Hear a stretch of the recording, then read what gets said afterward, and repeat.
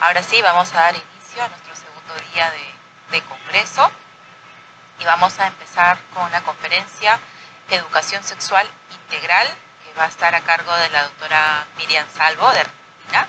La doctora Miriam es médico ginecológica, certificada en ginecología infanto-juvenil. Hace 43 años que trabaja en el Hospital Nacional Posadas, es jefa de la sección en el servicio de obstetricia y es actualmente jefa del servicio de adolescencia. Doctora, bienvenida. Adelante. Muchas gracias, Catherine. ¿Están viendo? Hola, ¿me escuchan? Sí, ¿no? Bueno, buen día a todas, todos, todes. ¿Cómo les va? Es un placer estar acá con ustedes. Agradezco a Logia la posibilidad de haberme invitado para compartir con ustedes la charla de Educación Sexual Integral. Agradezco a la Sociedad Argentina de Ginecología Infanto-Juvenil, a quien también represento, y por sobre todas las cosas agradezco a Flaxo, la Federación Latinoamericana de Ciencias Sociales, porque me abrió la cabeza en el tema de educación sexual integral cuando hice la diplomatura. Bien, a ver si funciona. Siempre que se toca el tema de educación sexual integral, mucha gente grande, mucha gente joven, ¿sí? Confunde lo que es la educación sexual integral con sexualidad, ¿eh? Y pensemos que la sexualidad es la dimensión central de todo ser humano, ¿no es cierto? Es lo que somos, es cómo nos vemos, es lo que vamos a hacer, ¿sí? Y entonces tenemos que tener en cuenta que nosotros, con la palabra de sexualidad, incluimos todo, no solamente el cuerpo, incluimos nuestra psique, incluimos a los otros, incluimos los lazos que podemos construir o destruir durante nuestra vida, ¿no es cierto? No solamente esto tiene que ver con la orientación sexual, con la reproducción, porque muchas veces nos quedamos solamente en la frase salud sexual y reproductiva. Y siempre está lo reproductivo y nos olvidamos de lo que es la salud sexual, de lo que es el erotismo, de lo que es la orientación sexual y la identidad de género. Muy bien. Entonces, ¿qué es la educación integral en sexualidad? Es un proceso que tiene un currículo, es algo que está ideado, programado, que está dirigido a las personas. Yo siempre les digo, es independiente de la edad de las personas. ¿Por qué? Porque nosotros cuanto antes comencemos con la educación sexual integral, mejores van a ser los resultados, mejores van a ser las habilidades que van a lograr los jóvenes que la reciben, mejores actitudes, valores van a tener, van a defender mejor sus derechos, ¿estamos? Entonces, y van a tener también capacidad de decidir y de negociar, que es tan importante, sobre todo en la población que nos toca a nosotros atender, donde la capacidad de negociación, y después ya van a ver en otras clases, está muchas veces anulada. Bien, la educación sexual integral tuvo muchos detractores que pusieron axiomas, ¿no es cierto? Los axiomas que pusieron era que preparaba a los niños para convertirse en víctimas de abuso, que solamente la abstinencia era lo que el método, digamos, efectivo para enseñar educación sexual integral. Fíjense cómo polarizamos, ¿no es cierto?, la abstinencia por sobre todos los aspectos que tiene la sexualidad en el humano, que anima a los niños a tener un inicio de relaciones sexuales más precoz, que los anima a tener más parejas sexuales, ¿no es cierto?, que va en contra de la cultura y la religión.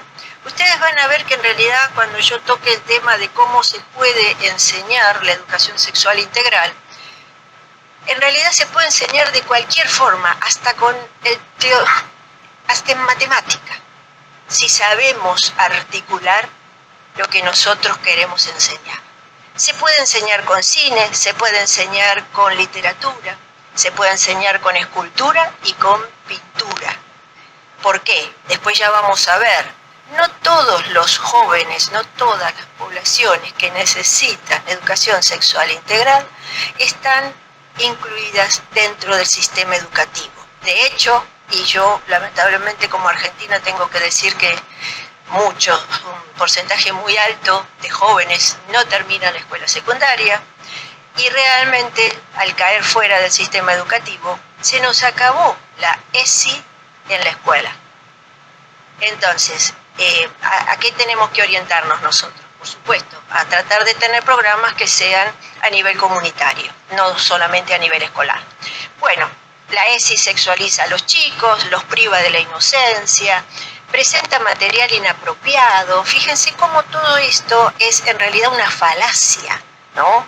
¿Quién le va a enseñar anticoncepción a un niño que está en jardín de infantes, por ejemplo? Entonces, trata de legalizar la pedofilia. Estamos hablando de situaciones que son incompatibles de pensar. Y la sexualidad no es relevante para los niños. ¿Qué le diría Freud? Les diría yo en estos momentos, ¿no? Que la sexualidad no es relevante para los niños. Bien, entonces, a todo esto le decimos que no. Y a cualquiera, o de cualquiera, escuchemos alguna de estos axiomas, como le llamo yo, les decimos que no, que todos están descartados. ¿Y descartados por qué?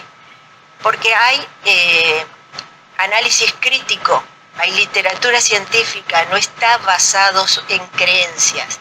Esto es una educación gradual, hay una educación para jardín, inicial, hay una educación para escolaridad primaria, hay una educación para escolaridad secundaria, hay un currículum, hay una programación, hay metas, está basado en derechos humanos, en igualdad de género, tiene que ir acorde con la cultura y en el contexto. De nada sirve, y siempre hago una correlación, crear un hospital a donde una persona que forma parte de una comunidad originaria, donde entre al hospital y se pise la sombra, ¿cierto? Pensemos cuando nosotros queremos instalar algo, ¿en qué comunidad lo queremos instalar? ¿Qué costumbres tiene la comunidad? Hablemos con la comunidad para ver desde qué lado podemos nosotros acceder a las personas que van a ser las que reciban la comunicación de educación sexual integral. ¿Qué temas se pueden abordar? Lo que se les ocurra. Lo que se les ocurra. Desde desarrollo puberal, embarazo. Yo los voy a tratar de ir, corriendo un poquito de los modelos muy biologicistas, ¿no? Porque después esto tiene otra historia. Podemos encarar desde las infecciones de transmisión sexual, también podemos encararlo desde las personas con capacidades diferentes, ¿sí? Todo. La aplicación es universal y si sabemos cómo hacerla, va a tener un resultado excelente. No nos olvidemos de la población joven que está en situación de crisis humanitaria. Y sobre ellos no solamente tenemos que abordar la salud sexual, sino también la salud mental. Fíjense que la pandemia por COVID-19 nos dejó un gran tendal de alteraciones en la salud mental y que nosotros todavía seguimos arrastrando esto. No es casualidad que las causas en la adolescencia de suicidio ocupen los primeros puestos en la mortalidad de los jóvenes. Como yo les decía, esto está diseñado, nadie hace lo que quiere, tenemos que tener una programación. Hay conceptos claves, relaciones, valores, cómo entender el género, violencia. Hay también, en cuanto a relaciones no solo románticas, hay relaciones también entre amigos, valores en la cultura, ¿no es cierto?, dentro de lo que está inmersa la persona que lo recibe. Cómo entender el género. ¿Qué pasa con la violencia? ¿Qué pasa con los consentimientos, la privacidad? Esto es lo que ustedes están viendo muchas veces en el porcentaje de embarazos a edad temprana. Esto es también no manejar la negociación con el uso del preservativo. Existe un trabajo sumamente interesante que yo se los voy a comentar mañana cuando hablemos de ITS, ¿no?, que se evaluaron 240.000 jóvenes en Europa de 15 años, donde se investigó sobre el inicio de las relaciones sexuales y gran porcentaje había iniciado relaciones sexuales, pero cuando uno pregunta sobre el uso del preservativo, se encuentra con la sorpresa que el uso del preservativo no fue en la mayoría de los casos. Pero lo peor aún es que cuando se investiga sobre aquellos que iniciaron relaciones, si usaron preservativo en la última relación sexual, encontraron no solo que había disminuido el porcentaje de uso, sino que muchos de ellos no sabían si alguno de los integrantes de la pareja había usado preservativo.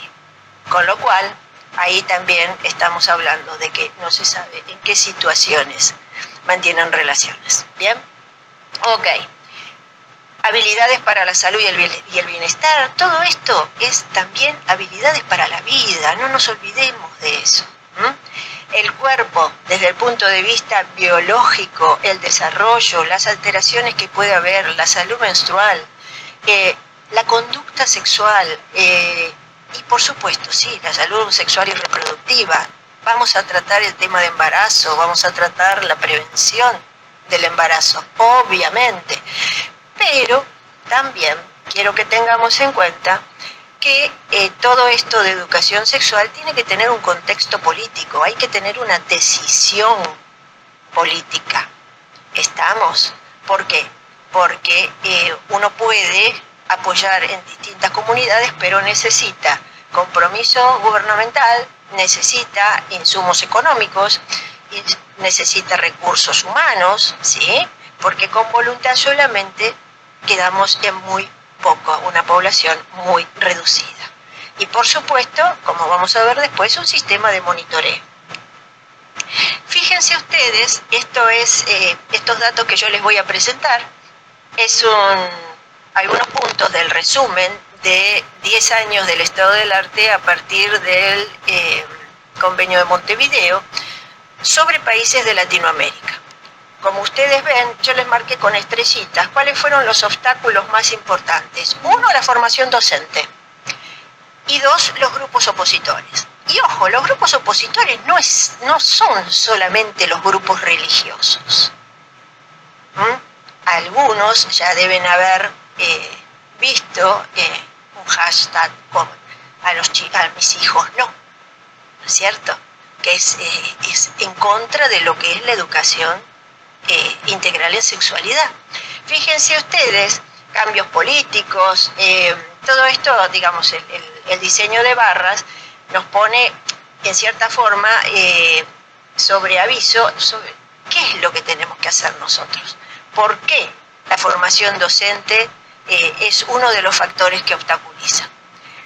Cuando nosotros nos fijamos, ¿no es cierto?, en los impactos de los grupos opositores, hay varios países, fíjense, Bolivia, Brasil, El Salvador, Guatemala, Honduras, Perú, República Dominicana, tienen una muy alto impacto. Claro, son los países que tienen mayor solidez a nivel religioso. Nosotros en la Argentina tenemos también algunos grupos religiosos como los derivados del Opus, que están bastante en contra de lo que es la educación sexual integral, y de hecho algunas universidades como la Universidad Austral, cuando hacen la carrera de medicina y cursan ginecología, también algunos de los aspectos, como puede ser la colocación de un método de larga duración, también están restringidos y los alumnos tratan de adquirir la expertise por fuera. ¿Entienden? Después, como yo les decía, los puntos de entrada son múltiples. No es necesario una clase magistral sobre infecciones de transmisión sexual, embarazo, de hecho que son los temas que más se tocan. No es necesario eso. Tenemos que despegarnos de lo que es tan tradicional. Después vamos a ver cómo a través de la música se puede tratar de reunir a los jóvenes.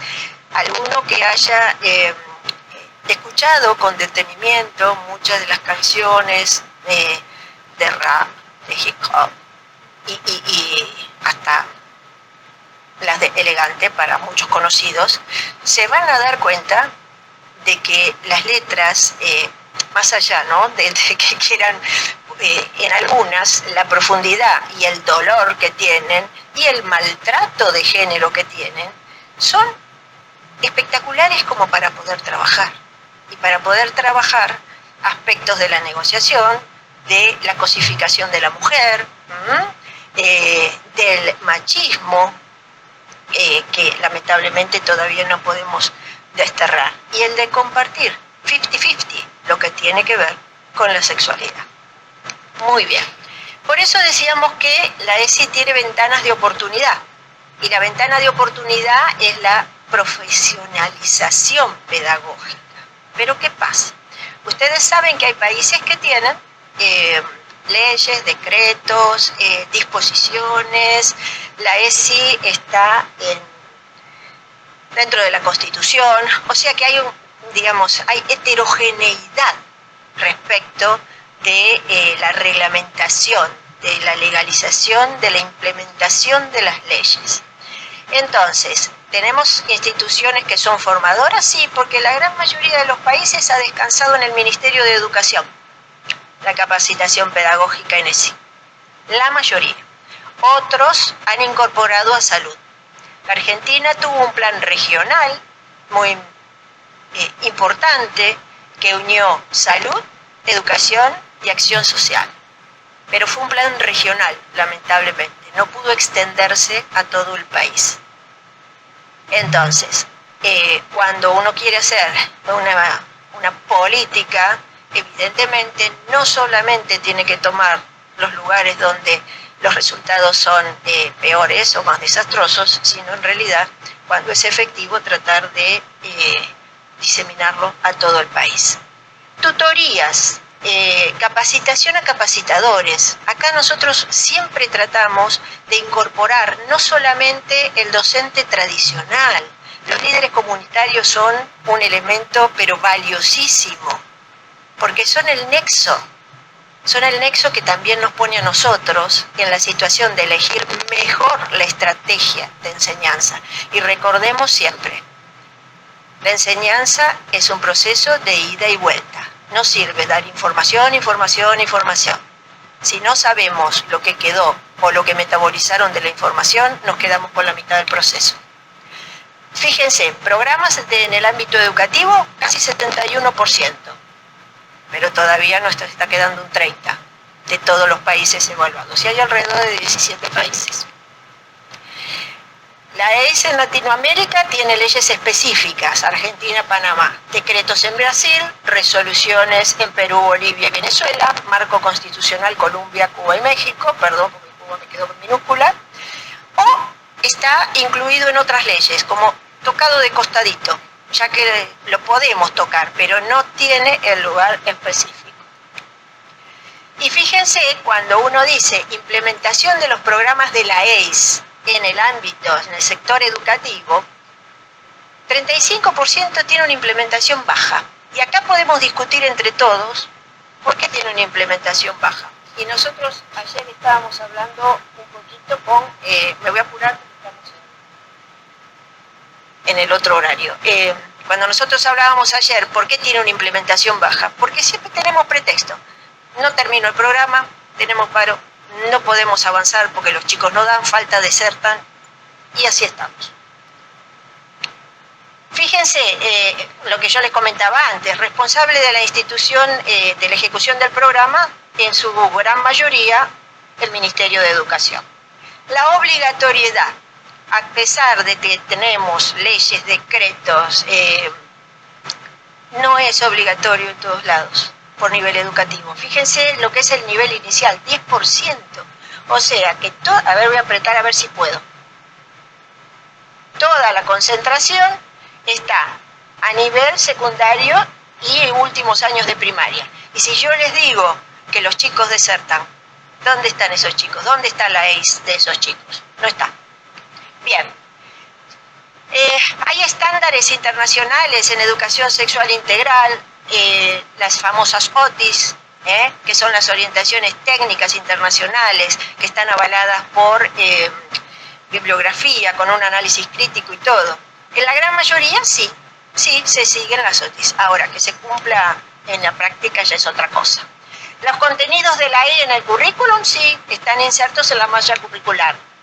Porcentaje de países que tienen asignaciones específicas, fíjense cómo no se incluye. Estamos, porque la E tendría que ser transversal. O sea, todos pensamos que debería ser aplicado en cualquier materia, pero bueno, no. Como actividad extracurricular, media básica y media superior. Asignaturas que están integradas, fíjense cómo Ciencias Naturales y Biología lleva la delantera. Seguimos dándole un enfoque biologicista.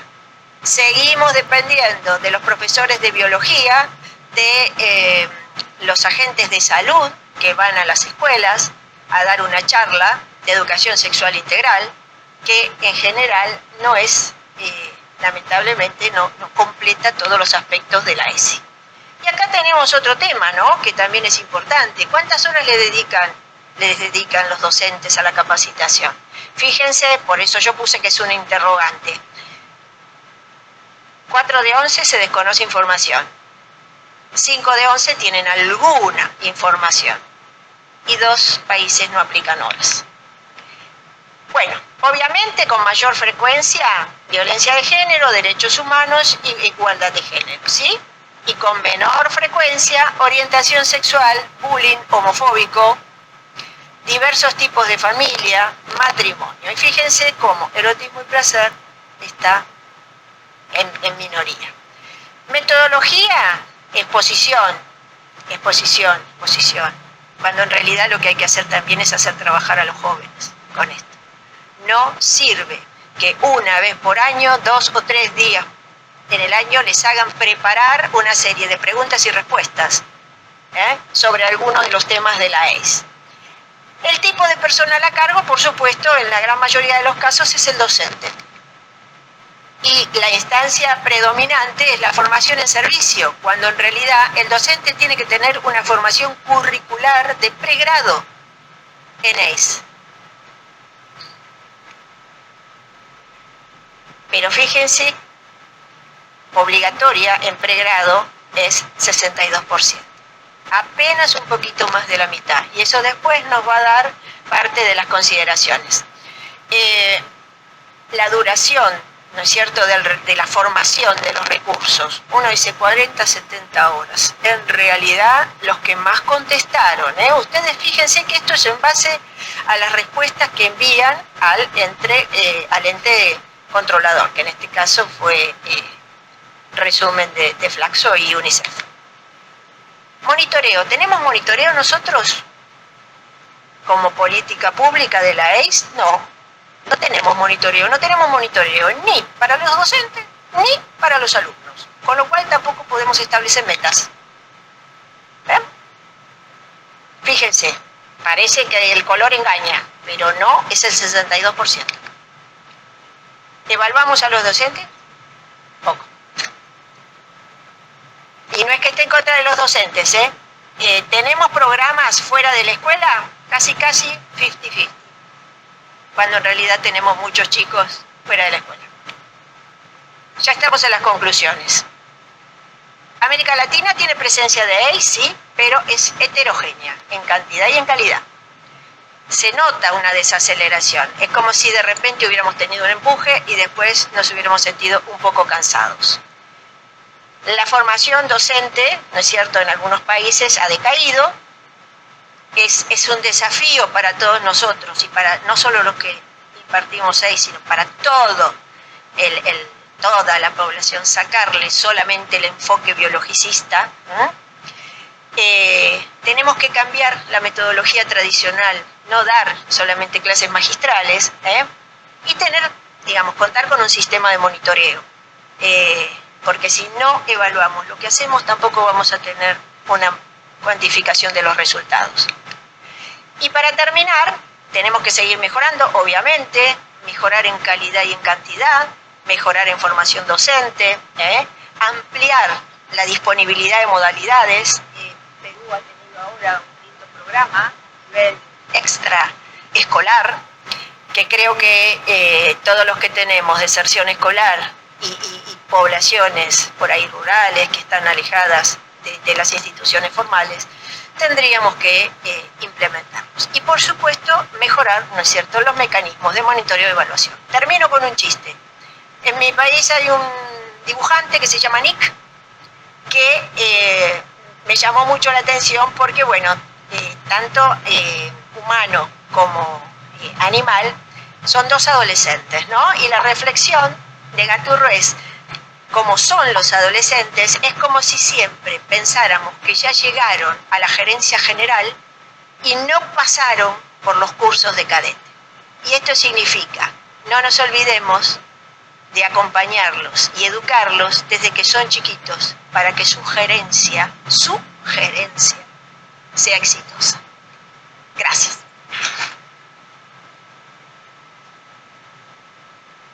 Muchas gracias, doctora. ¿Hay alguna pregunta, algún comentario de la sala? Bueno, si no lo hay, muchas gracias nuevamente.